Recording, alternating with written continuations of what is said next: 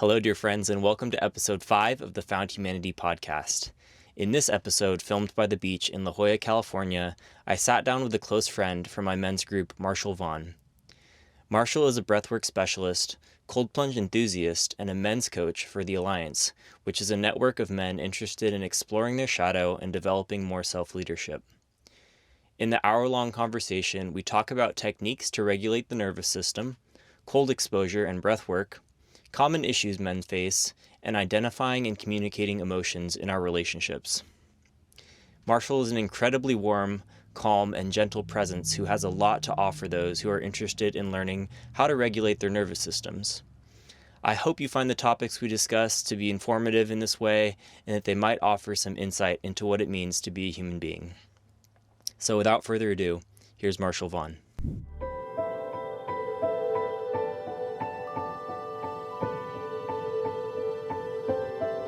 Everyone, this is Marshall Vaughan.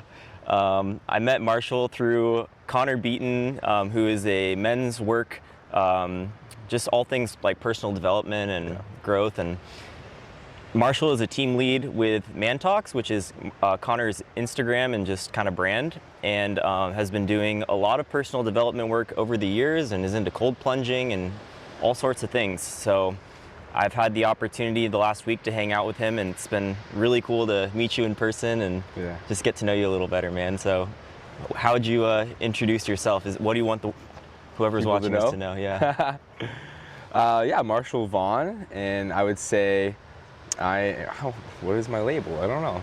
I would just say, I'm definitely a cold plunge enthusiast, men's coach, and breathwork specialist. Probably the three succinct things that I do. I live with purpose pretty much every day with those three things. Yeah. Why'd you get into those things? Which came first? Let's see. Breathwork, men's coaching, and cold plunging.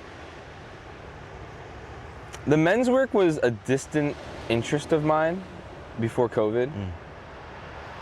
Always getting into like self-improvement and showing up a more embodied man in my life, for myself, for my community, for my friends and family.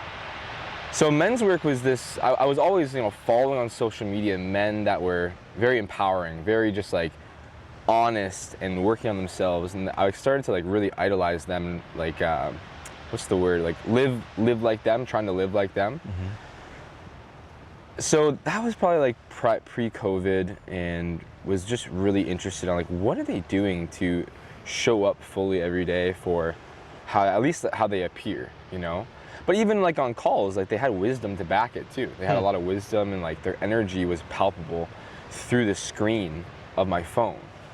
And that became a really big interest in me, because I felt like growing up my energy was always very sporadic. It was not very controlled. It was not very focused. So an area that I've wanted to really grow in was that area, was centering my energy and kind of grounding it more and directing it and finding that purpose to put behind you. So men's work came into my life in that light, first as just an interest, and then the breath work and the cold plunging came in after. So afterwards, breath work was also through also a lot of things happened around COVID. We had a lot of changes, in that time of our life. A lot of time for reflection and just inwards. And so that also came into my life, after I was getting interested in Man Talks and in men's work. And Connor Beaton, just to go back for a second on that, was just the one who stuck out the most to me. It was the most accessible. He had a coaching program. He had a men's, what feels and what is very more exclusive.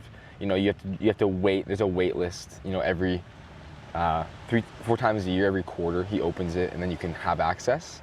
And part of that was the suspense of waiting to get in, and the suspense of wanting to connect with other men, and feeling that out was just the most easy A to B route for me. That's why I kind of chose Man Talks. And there's many other great men that are doing a lot of similar stuff out there. But Connor's platform is really good, right? Breath work came into an interest because going back to the focus and going back to a lot of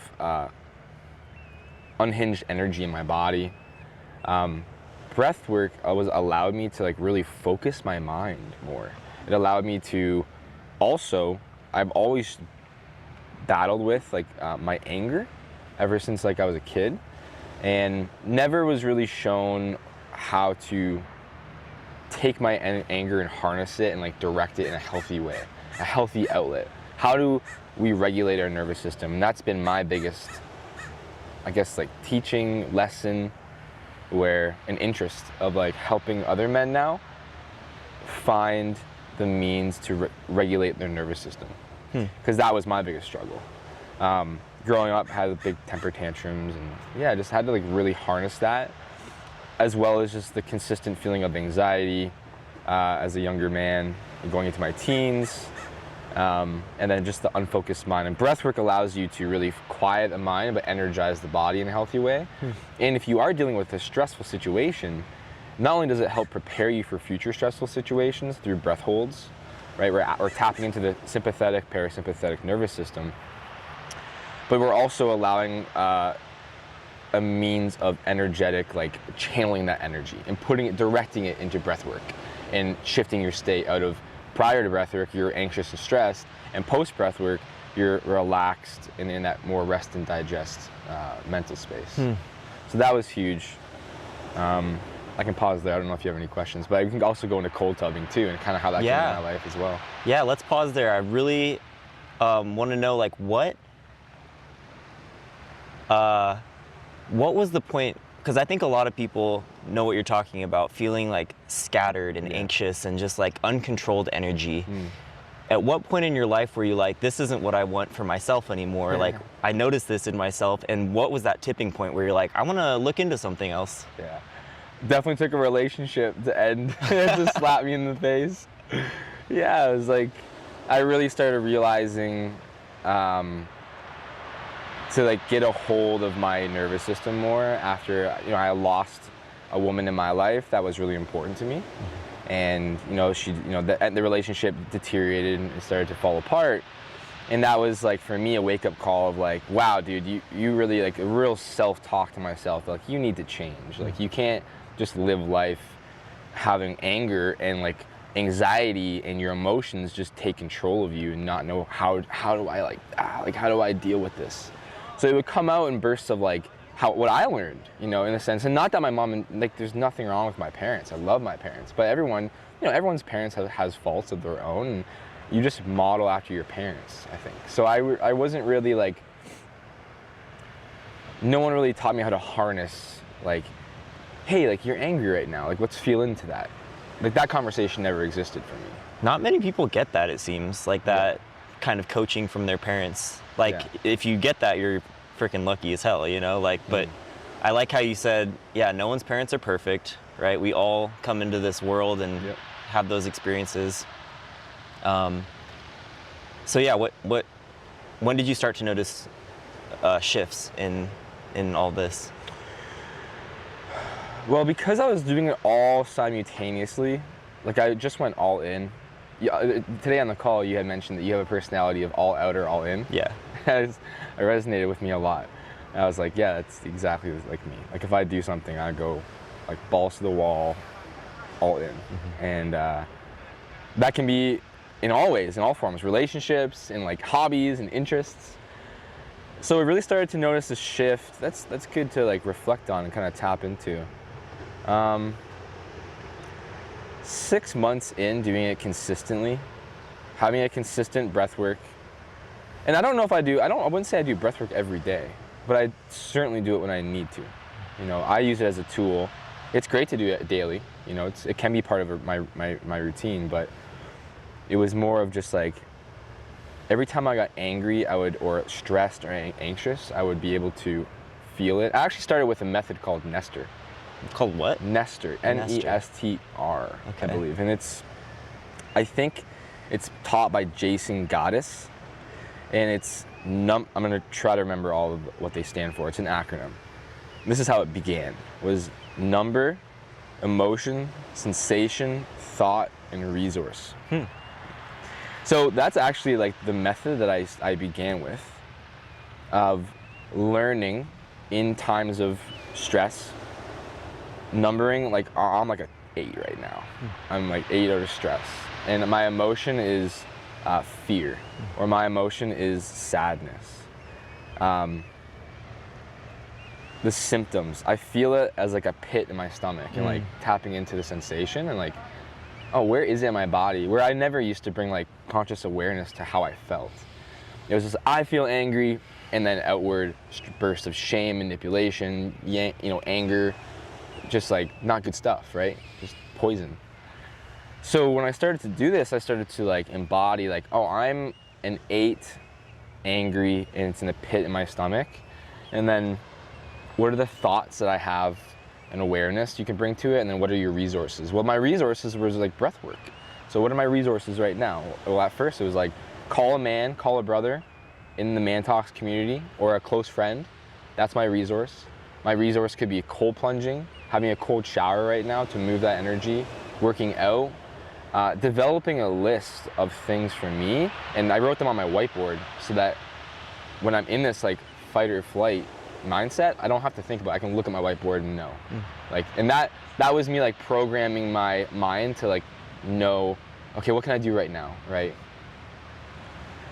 So when I started to do that, like 6 months in, I started to feel a shift, and like, okay, I feel like you feel empowered.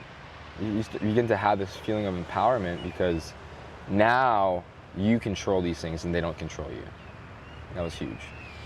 6 months going from I want to do something about this to noticing a big difference. Yeah. How did that feel? Like, did you realize like, wow, something's changed in me? Yeah, for sure. Yeah, I realized like, kind of going back to empowerment of like, yeah, I wanted to see the change. A mentor of mine always says, be the change you want to see in the world. I love that. It's like, yeah, dude. So I think that I didn't want to see me or any other man like suffer with their emotions anymore, and it's inevitable, like it's gonna happen.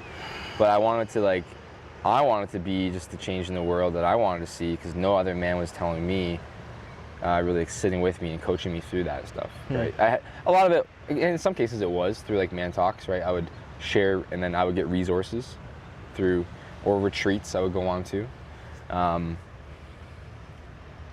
So yeah, it was really great resources for me. Could you speak a little bit more to men's struggle with dealing with their emotions? What do men struggle with most? And what are the resources they most need, in your opinion?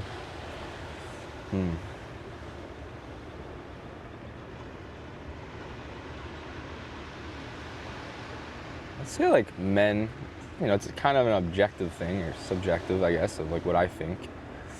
But I see a lot of men struggling. I guess it's through my lens in which I see the world, like with regulating their nervous system. And then even, I would say like tapping into the feeling of which they feel in their body, and having that conscious conversation with their partner. If they're lacking that, which I think a lot of men are, and like, oh, I feel angry right now. Let me like, and vocalizing that to your partner, right? I think that's a big thing. There's kind of two parts of that question though. The first part was, what am I seeing men struggle with the most? And do you remember the other half of that? I don't, but yeah, what do people need to know? Yeah. So I'd say definitely like that. It's interesting, there's this like, we hear this vulnerability conversation a lot. Men need to be more vulnerable. And I think that's true, but I don't know if vulnerability is the right word for it. I think that there's like a different context in which we can view that. That's actually more productive for you and you if you have your partner as well. Not being vulnerable, vulnerability is just sharing how you feel in the moment. But I think a lot of what would benefit men being empowered, and would also benefit relationships, would be resources to know like that I'm vulnerable, I'm sharing with you my emotion, but here's what I'm going to do to deal with it. So like practical. Practical. Like not just coming to your partner and sharing like, kind of just letting it all out and being vulnerable in a sense, because then it's almost like you putting your power on the woman to fix it, or your partner to fix it, rather. And I don't think that that's really like their responsibility, or it also is kind of disempowering when we disattach from that, detach from that rather. But if we can have resources, and we're also attuned to our nervous system and what we need, then we can actually vocalize that, and the conversation changes to, I'm really frustrated right now. This has really frustrated me in my life. It's maybe at work, or the relationship itself, or whatever it might be, external resources or circumstances. So I'm stressed, I'm frustrated, but here's what I'm gonna do. I've already developed my own game plan. Here's what I'm gonna do to like move my energy, and then I'm gonna come back like conscious and connected to you later on, or conscious and connected to myself later on. I think that's a big thing that men are maybe lacking, is just this, we wanna be more vulnerable. Well, it's like, sure, I think it's just being more mindful of how you feel and being able to connect with that. Yeah. Yeah. That is such good like input. There is a lot of input toward men of like, be more vulnerable, like you're saying, and what gets lost in that is the intention. I think like people, that advice isn't as helpful. It misses kind of an intent. Like Pete in our group talks a lot about having an intention for throughout your day. Yeah. You know, if you're going on a trip, if you're in a workplace environment, friendships, relationships, like what is your intention? And you know, men are encouraged to be more vulnerable, which like that is an act. You know, you can share your emotions, or you can be open with your partner, but if you're out of touch with the why behind it, if you don't realize, oh, I'm actually sharing this because I can't regulate my emotions, or like I'm needing my partner to do this for me, that's often the underlying reason we are vulnerable, when that consciousness isn't there. And how has that changed for you over time, in terms of like how you show up with vulnerability with other men, with partners? How does that look now? What do you, what does healthy vulnerability look like? What does healthy vulnerability look like?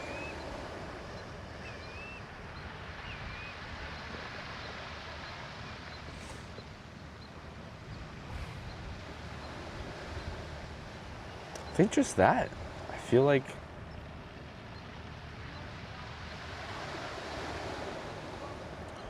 maybe like sitting with your emotions more to get like a real understanding of what they are. Sometimes like the surface emotion isn't always like the truest one. You ever notice that? Like I'm stressed right now, or I'm anxious, but the underlying feeling in this example could be like, I'm anxious, but I'm actually just like feared. I'm feeling fear actually. It's like the real underpinning of what the anxiety is. Like you're feeling anxiety, but the anxiety is stemming from fear within you.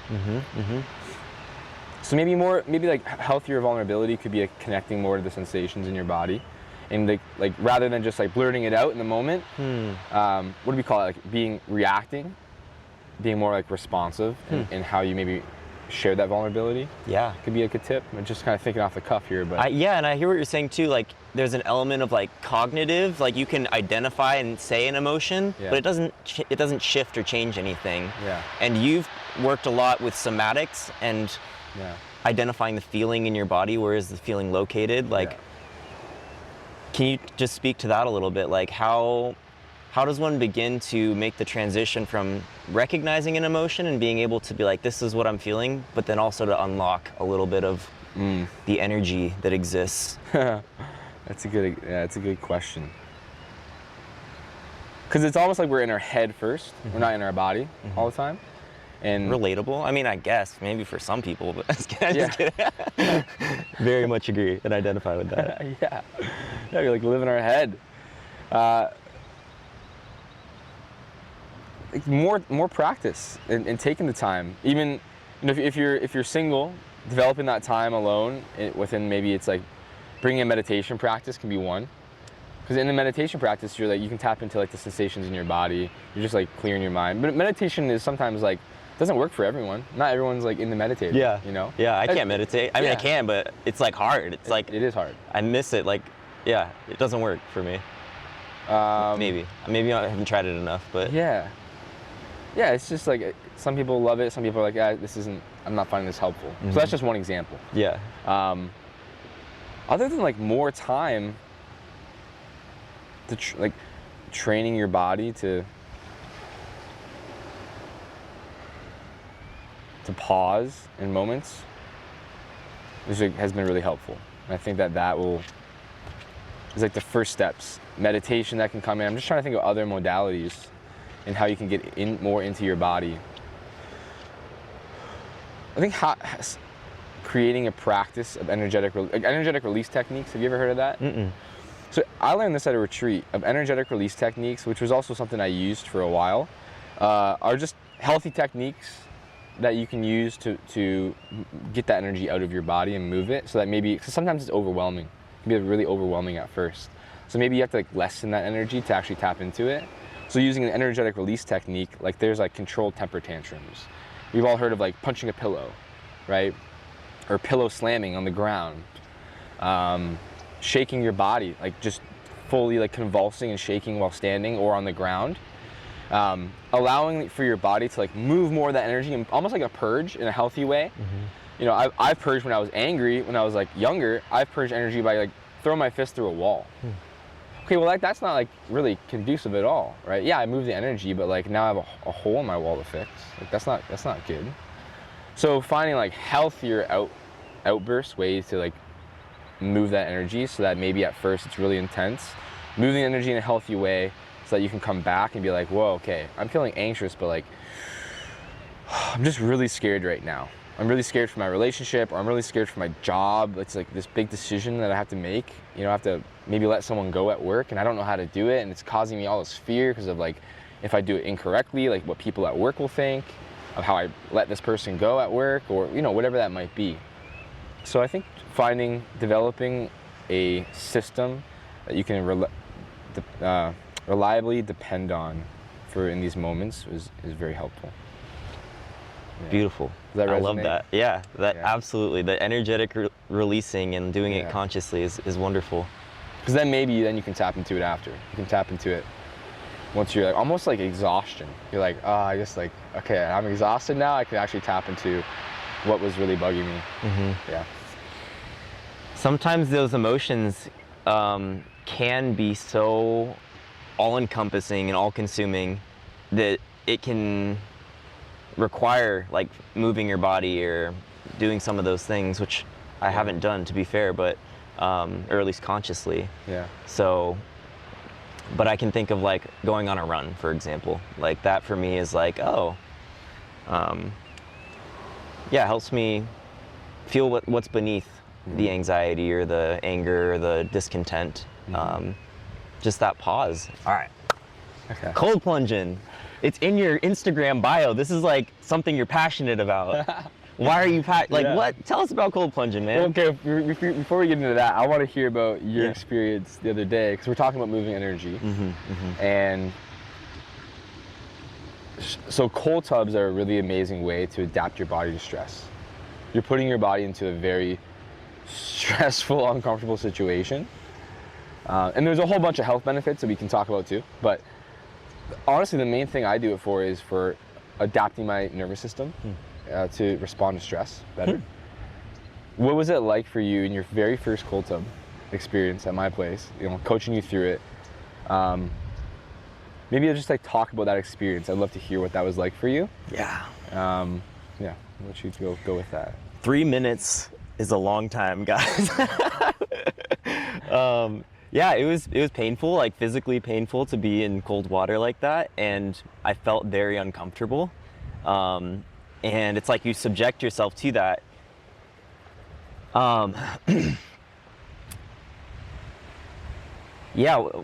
Maybe what was my experience like? It was like challenging for sure. I think the thing that helped me with that though was like what I told you was like, it reminded me of my dad's death recently, and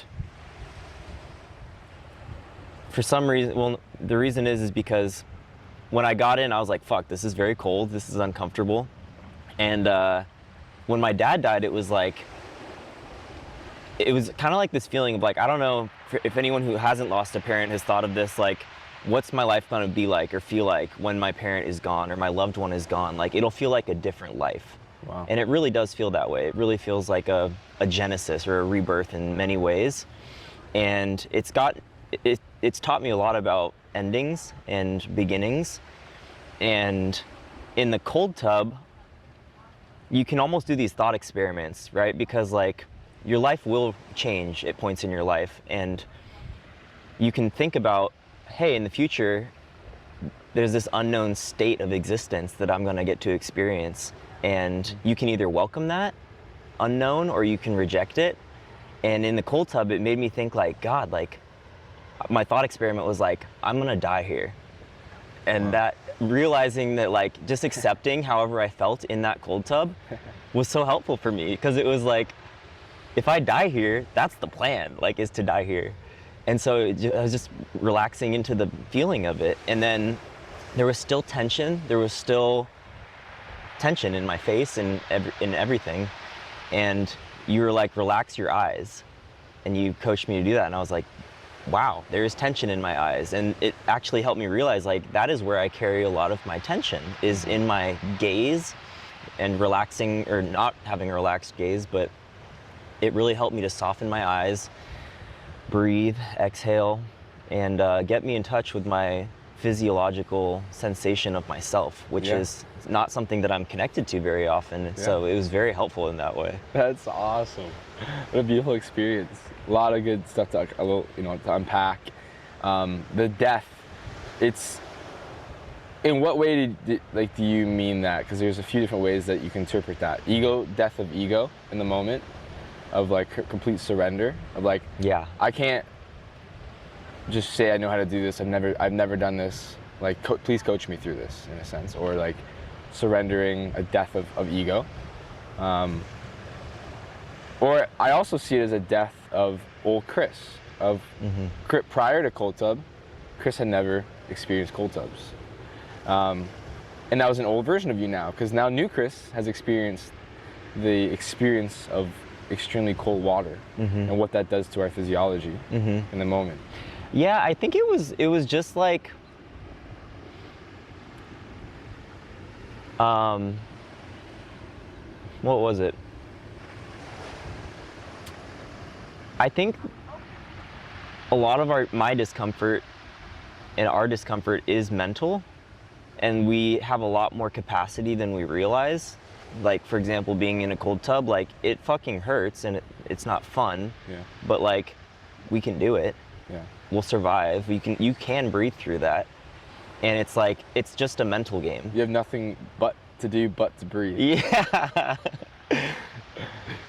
Yeah. And so for me, the thought experiment of being like, I die here, it's me mentally preparing to be like, fucking clear your mind, dude. You're here right now. You're dying right now. And like, you think about, like, people talk about like when they're in a life-threatening situation, they're more alert, their mind is so clear, they're so fucking present, they're not even scared, they're just reacting, and they're like in the moment. That was kind of the mindset that helps me a lot of times to get present, is realizing you die, like, you don't get the next moment for sure. Life's always restarting itself in every single fucking moment. You're not the same person you were a week ago. And it just opens me up to the possibility of the moment and not resist it. So that's what that thought experiment does for me. Wow, that's beautiful. You also mentioned how you got tapped into your body more. Yes. And that is the practice of, one of the things I love about cold water immersion is that practice. And that's what we kind of, going back to what we discussed earlier, in helping men get into their body and like tap into how they're feeling. And cold water has been an excellent way for me to do that, to practice that, because I was lacking that a lot in my life, and that allowed me to really tap into like, oh God, this is what I'm feeling today in this cold water, right? I can tap into that sensation in my body. And then the whole practice of like verbalizing it is a whole nother practice of being, there's this wheel, you can look it up online, and it's a wheel of emotions. I think it's from Nonviolent Communication by Marshall Rosenberg, or like the nonviolent communication community of understanding. It could be, I could be wrong on that, but it's a color wheel, but also an emotions, and it's all like sectionalized by colors and the underlying like, main feeling, but then all the other feelings that branch out from it. And that's a really great practice to understand how to like share how you feel. Wow. Because now your vocabulary grows on of sharing and expressing how you feel. Wow. It's a really cool thing to like study and practice with. Because you can widen your vocabulary to be very specific to how you're feeling in that moment. You know, you're feeling stressed in that moment, but what was the underlying feeling of stress? What other, you know, words you had to explain that is like what it would help essentially. Really cool. That's so cool. I love that. I love having a vocabulary to describe how you're feeling and like finding the right word, because it helps you think clearer and identify, like you're saying. Yeah, definitely. So here's a question. A lot of people aren't interested or haven't found the impetus to start doing this work. Like I think of like a lot of my friends and family like aren't interested. Yeah. I love you, friends and family. I'm not dissing you, by the way. It's a thing you say when you're trying to describe general people, friends and family. But other humans I know, like just are like self-development, like talking about emotions, developing an emotional vocabulary, like fuck that. Like that's stupid. Like give me whatever else, you know? Like, and what would you say, like, what is the value of this work and starting to explore yourself a little bit if you're not there, if you're not as interested, if you're not at that point in life where you're like, whew. Well, man, it's a better life in general, I feel. You know, just better life, better connections with friends and family, you know, or partners, like your partner. You have a better relationship with them too if you're doing the work. Like I think the main thing I always come back to is like if you're not growing, you're dying. Like if we're not advancing, we're regressing. So just to say like I'm not interested in learning any other things. Like I'm good. My human state at this point is fully developed. I think that is a lot of ego there of like, really? Like there's no humility in you at all to say that you can always progress and learn new things. So I don't know if I'm missing the mark, but I feel like, you know, that could be a big thing of like, the impetus is, it could take, like for instance, I had a catalyst, right? It was a relationship that I cherished to end, and really smacked me in the face to be like, you can't be like that. You gotta like improve, right? You gotta like, get a handle on that. But even, I think it's also when you sense it. Like I have an experience, my best friend still to this day, Pierre. My buddy Pierre, when I first met him in college, he was the impetus for me to start getting into self-improvement, because I met him and his presence, you could feel it. He was just there. He was like, we were young, dude. Like what, you're in college, you're 18? 17, 18, 19? So I met him, I think, when I was 18, and he was already like this embodied masculine. And from all the other kids and all the other guys I was hanging out with, which was like party in college, like just not tapped in as much to who you are and the direction you want to go. When I met Pierre, I was like, that guy knows who he is. He knows where he's going and where he wants to be in 5, 10, 15 years from now. Like he had this presence, and just was like, what are you doing? Like, what do you do? Teach me your ways, you know? And that has cultivated a beautiful friendship where we're consistently learning from each other, but also was like the catalyst for me to begin reading. I never read before that. I thought reading was so freaking boring. Like I didn't want to do that. I was a party kid, you know. I was just like, I didn't care, like women and booze, and like, sure, I'm in school, you know, okay, let's do that thing. But when he had his presence and he started just sharing some books with me, and like meditation, to like ground yourself, and agenda, scheduling your time, like really taking responsibility for all the time blocks in your day. Because if you don't respect your time, other people won't. And I think that learning that from him, and him like showing me like he always kept a journal with him, and journaling too, of like self-reflection, which is also just going to go back, another way of like tapping into feelings in your body. You can journal it too. If meditation isn't right for you, try journaling. But to go back to what I'm saying is like all these things he started to teach me, and that just started to perpetuate it, because then like other books I was looking at would either be recommended to me, and then I just started to learn a lot. But for me, it was just the catalyst of like, I'm here and I want to be there. I want to be him, my own version of him. I want to be like, I want to show up to a place or have people be like, you're like really grounded. Like you know where you're going, and like you know who you are. So for me, that was really important. How did you feel around Pierre when you first sensed that kind of a presence? I think the word that comes to mind is safe. Like I instantly felt safe, and maybe like seen, because he would like, when we're talking, he would be like really conscious with you. He'd listen to you, and even echo it back to you, or ask you a really, really good question. And you're like, damn, you're really listening to me, because like no one has asked me that question before when I've shared this with them. So I felt safe, and I felt seen, I felt heard. I think that these are like really important, deep down, like personal human qualities that we really desire. To feel safety, to feel seen and heard. So when you are met with that, you're just like, you want more of it. The human wants more of that. Since you met Pierre, have you felt safer in your own body, in your life? How's that looked? Oh, well, I mean, it's definitely been like 11 years of practice from meeting him. I definitely, now I feel safer and embodied, yes. But we go through periods of doubt, self-doubt. I think that, like I said, we're always evolving, and this version of me will die too. Like this version of me will ultimately, shed its skin, and there'll be a new version of Marshall in a year from now. All the new skills and that he's learned this past year. So it's always evolving. But yeah, there's times where I haven't felt safe in my body, or I haven't felt like I'm being the most grounded, best version of myself. But I go back to like my principles, going back to like the systems that I have in place that work for me. And those are hard-fought things, to come to a set of principles that you have identified and can rely on consistently.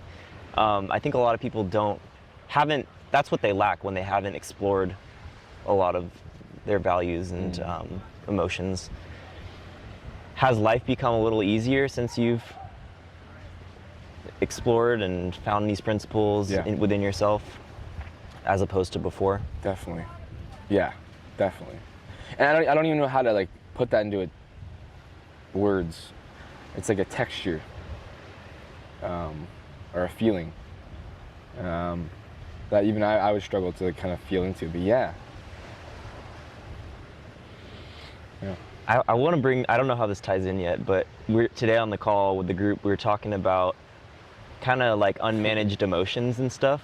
And that for me, and was what we're talking about now, I didn't see, as a child, I didn't know what it looked like to be responsible for my emotions. I don't know if I ever learned that. And no one, not many people do, and it's an ongoing thing. Like, I still don't feel fully responsible for my emotions, if I'm being honest. And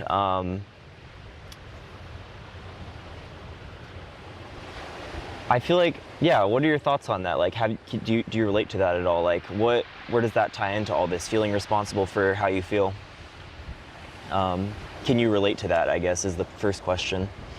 Was there a time in your life where you didn't feel responsible, or didn't want to feel responsible for how you felt? Yeah. Tap into that. We can give our power away to other people, right? Like, they made me feel that way. So because you don't want to be responsible for how you feel. There's definitely been times in my past, for sure, where I felt that way. coming back to honesty with yourself might be like a way to kind of get back home to that, to walk yourself back home into being honest. It's like, well, it's not, I don't know, it's tricky, right? It's really hard to see through it when you're blaming someone else or blaming some other thing for the way that you feel. I know that there is a really important part of this in a past relationship of mine. And I'm trying to tap into that sensation and like what they said to me.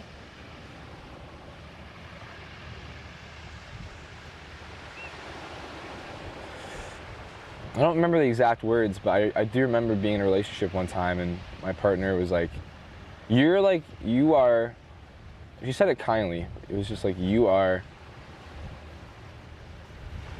how you're sharing how you feel right now is very like disempowering for yourself. And it called me out, called me forward on it, and I was like, whoa, I didn't even realize that. The way that I was thinking of it. What a profound thing to say to someone, holy shit. It was awesome. It really like slapped you in the face. Yeah. Yeah, she like called me out on that, and I was like, oh, interesting. I'm like, you're giving your power away right now, like saying that like that your circumstances made you feel that way. Like that's not true, right? Like you're choosing how you feel every moment. How did you respond to that? How did that feel to hear her say that? I flipped out. No, yeah, I lost it.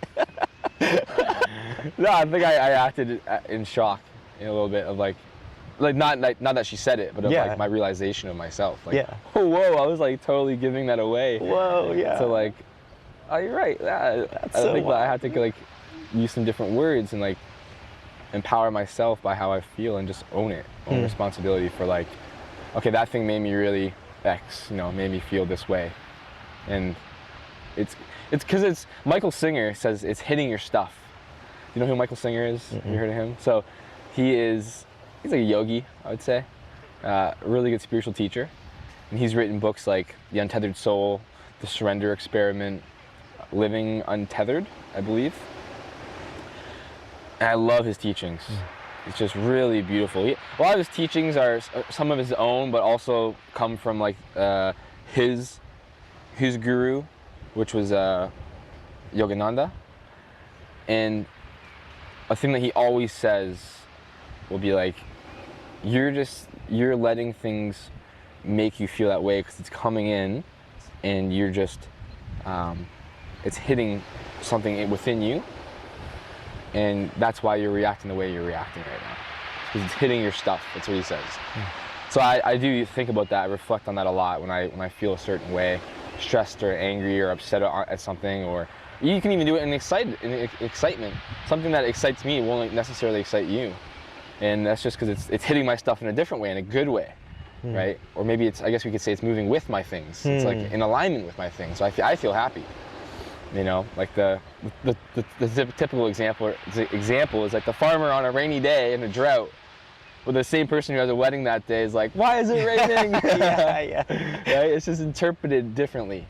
It's interpreted differently. So. What's the hardest part of coming to the realization of, oh shit, I don't want to own this about how I feel? Like I'm really fucking pissed off at my partner, and it's for a petty ass reason. Right. Why is that? Yeah, why is that hard?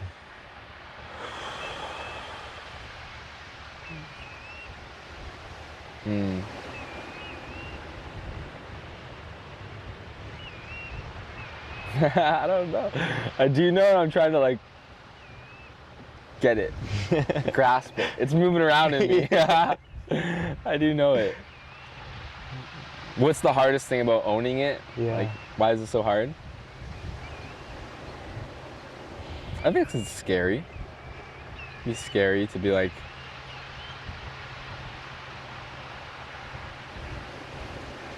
maybe you're the one at fault. You don't want to. Maybe you're both at fault. Maybe, perhaps, right? And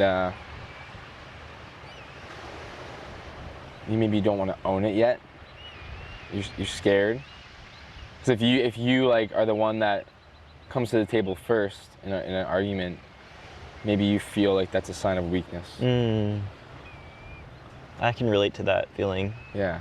admitting you're wrong. Yeah. Admitting you're wrong first. I'm like, I was holding out. You know, who can hold out longer? Who can hold that grudge longer? Which that's not a healthy way to do it. We've all been there, holding We've all grudges, been there. and it fucking sucks. Yeah. It's toxic for It's relationships. so bad, If you ever dude. want to end a relationship, hold a grudge. Hold a grudge. Hold it over their head. Yeah. Yeah, you gotta let that go. Be honest with yourself. And honor you and your partner, or you and a friend, whoever it's between. Yeah. This was a realization that I came to when shit was going south for me at a time. And the people that I love the most would always get the brunt of my outbursts, like the brunt of my anger. Yeah. And that comes from a place, and I had to like sit with it and ask myself why, but it comes from a place of feeling safe with them, like most safe. And that feeling like an unconditional love, perceived unconditional love, maybe, perhaps. So I can take my anger out, and if I'm angry, like make their life angry and miserable too, because I'm miserable, and I want them to be in it with me, which is like really not good. It's like really bad. And it's soothing. Like, I've been in that So position soothing. to like want other people to be miserable with you. Yeah. We do it because we want to be soothed. We want our emotions to be seen and feel validated. And if we can bring other people into that, great. Like, I'm seen. I Yeah. got what I needed from you. Yeah. But We do it together now. yeah, Now you're angry together. That feels empowering. and it's like making another person responsible for how I feel. Correct. Rather than me dealing with it. Yeah. Yeah, and then a change that happened was like, the people that I love the most should never receive, ever, my like anger. But the ones that I love are the closest, my best friends, my partner, my family. Like, these are the people that should only get my love, not my anger, not like the worst side of me. Because I would never blow up in front of friends or people, acquaintances, because they have the choice. Everyone has the choice, but they have almost like more of a choice, it feels, to be like, well, don't invite him anymore. Like, he's an asshole. Don't, like, that guy's, you know, they can slough you off. Now you're out of the tribe. So in order to like secure that spot, well, don't show your anger there, but hold on to it, embody it, keep it bottled up, and then blow up on your family and friends, because they can't leave you as easy. It's a safer bet. Yep. Which is really, when I came to that realization, I was like, wow. And not that like not to say like be loving towards your family and okay, yeah, now actually take that anger out on your friends. It's like your community is just as important. But for sure, like, your loved ones, you should have so much more patience with. And coming to that realization really changed me to be like, I never want to be angry or mean or shameful or manipulative towards my partner, my family, my loved ones anymore. Like, that old version of me has died. It's not, I do not want that anymore. It's like my boundary for me. And beach garbage. And here, I'll put it underneath the table. There. Stash it for later. Stash it for later. A little plastic. This episode brought to you by Peach Caps. This is what from is that? my yogurt parfait from earlier today. Today's sponsor. Yogurt parfaits from Sprouts. Go get them. Go get them. Wow, that is really wobbling. Hope it's okay. Be safe in there. Yeah. Be safe. Well, that derailed. Yeah, something. that's my spiel. I love everything you said so much. That was so insightful and helpful, I think. Yeah. Ultimately. Good. You brought up fear when I asked, like, why is it hard to own the shit that you're projecting onto other people, basically? Yeah. And then you started talking about safety, and still got 4 minutes. Pew!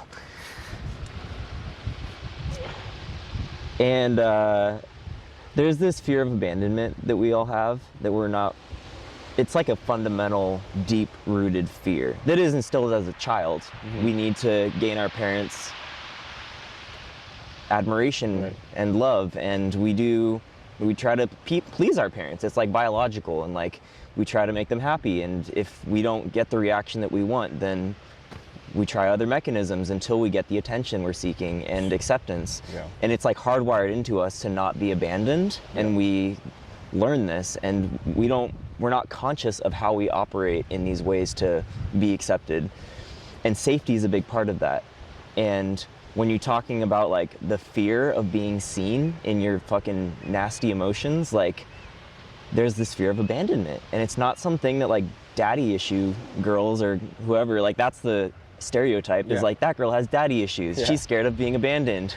Dude, we all are. We all are. Yeah, everyone has daddy issues, if we're calling it that, That's like a really scary thing to be radically honest in the moment when you're not your best self in front of your family or, God forbid, someone you're less close with that would tell you like, no, dude, I don't want you in my life anymore. Yeah. I've had that happen. Like, it sucks. It sucks. I mean, that's ultimately what happened, right? That's ultimately when I learned that lesson of like, oh, people do have a choice to be in your life. Holy shit. That really changed my view, my lens. I'm forever grateful for it. Yeah. A lot of growth. This was such a fun conversation, man. Yeah. Thank you so much, man. You're Thanks, like, brother. You're the man. I'm super excited to continue to get to know you. Yeah. We're just getting started, so. Likewise. Really grateful for you, man. Yeah. Like just being able to meet you in person. I think that camera shut off. I heard it. I heard the shutter change. Okay. The card was full, so okay. I skipped that one. I probably didn't turn it off. Anyways. That's fine. Yeah. But yeah, man, I'm just really grateful for you and coming down here and spending time and getting to feel your presence as a human and what you're doing here and how you're living your life is really, admirable and inspirational. So, thank you. Thanks, man. Yeah. Appreciate that. Can't wait till I start making money at it. Definitely. Which you hired me for a video event, so thanks, dude. I'm stoked for that. Yeah. I hope it comes out good. What, if you could give the world one gift through what you're most passionate about, what would that gift be? Like at the core of all the workshop facilitations you're doing, breath work, cold immersion, yoga, you name it. You do a lot of stuff. What is it that you're hoping to give to people in that?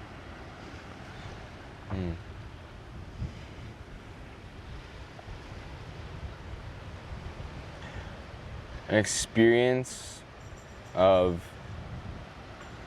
shifting your state totally like endogenously. I think that's the word to use. You're not taking anything in. We don't need all these things to shift our state, to be happy, to feel good, to feel healthy, to feel vibrant.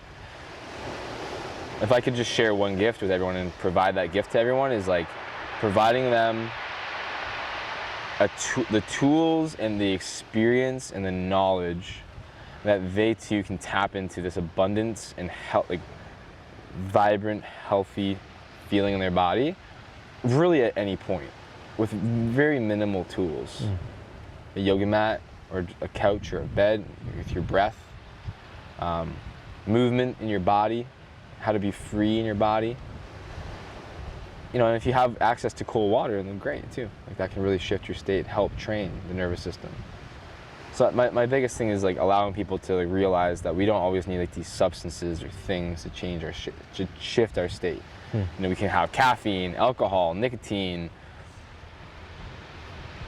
a whole host of herbs or medicinals that we don't necessarily always need to change our state. So I want to empower people to know that they have it within them, and they just need to know how to access it. And if I can show them how to access it, then I've made my impact in this world. It's beautiful, man. Yeah. Thank you. One more question. Yeah. What do you think unites us as human beings? I was preparing for this one.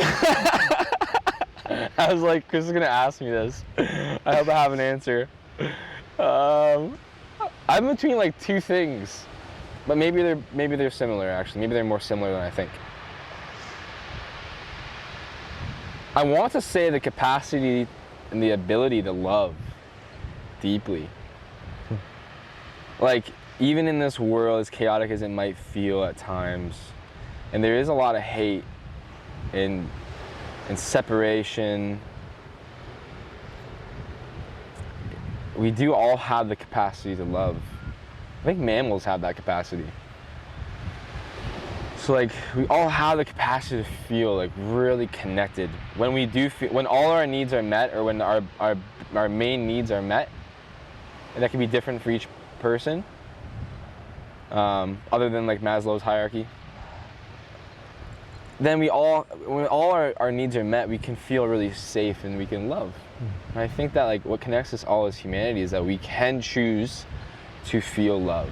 Even like the angriest, bitterest, meanest person in the world can choose to love, can feel love in their heart.